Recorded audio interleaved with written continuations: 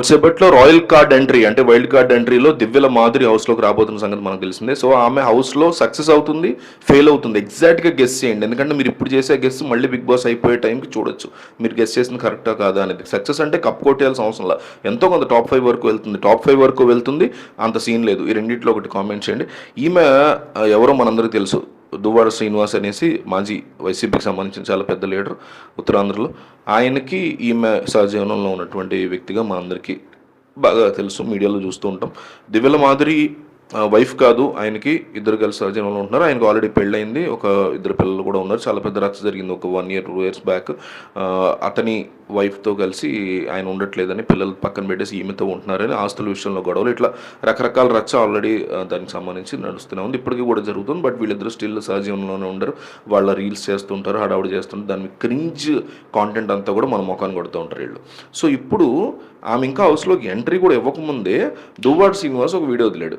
ఆ వీడియో చూస్తే అసలు మదిపోయింది నాకు.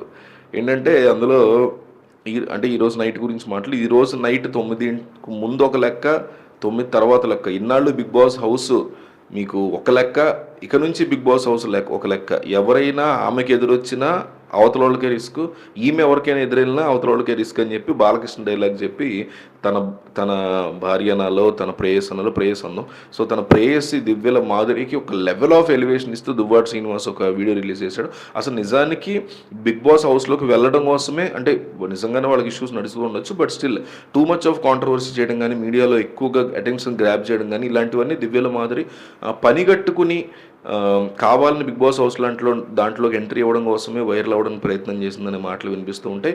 కొన్ని శారీస్కి సంబంధించిన సేల్స్ చేస్తూ ఉంటారు, ఏవో యాడ్స్ అవి చేస్తూ ఉంటారు. బట్ ఆమె అల్టిమేట్ ఎయిమ్ బిగ్ బాస్ షోనే. బిగ్ బాస్ షోలోకి వెళ్ళిన తర్వాత బయట నుంచి వచ్చే ఫేమ్ ఉంటుంది, ఎంతో కొంత ఫేమ్ ఉంటుంది. 1 లక్షల మందో 10 లక్షల మందో ఎంతోమంది ఫాలోవర్లు పెరుగుతారు.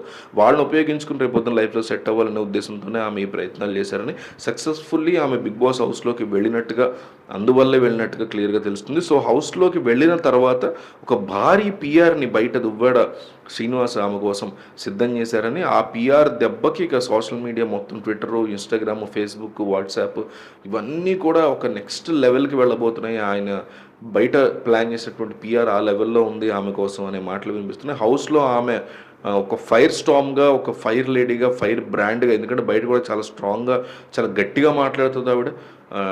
వేరే వాళ్ళ భర్తతో తను ఉంటున్నా కూడా దాన్ని డిఫెండ్ చేసుకుని ఏ రీజన్స్ వల్ల తనట్లో ఉంటున్నారనే దాని గురించి కూడా మాట్లాడుతుంది. సో మరి హౌస్లోకి వెళ్ళాక ఎవరైనా ఈ మాటలు ఇండైరెక్ట్గా సంజన లాంటి వాళ్ళు ఎత్తారంటే మాత్రం చాలా పెద్ద కాంట్రవర్సీ అవకాశం ఉంటుంది. సో దీని మీద మీ ఒపీనియన్ ఏంటి, ఏమనుకుంటున్నారు, మీ ఇన్పుట్స్ ఏంటి దీని గురించి అనేది ఖచ్చితంగా కామెంట్ చేయండి. అండ్ ఆమె టాప్ 5కి వెళ్తుంది, అంత సీన్ లేదు, ఈ రెండింటిలో ఒకటి మిస్ అవ్వకుండా కామెంట్ చేయండి.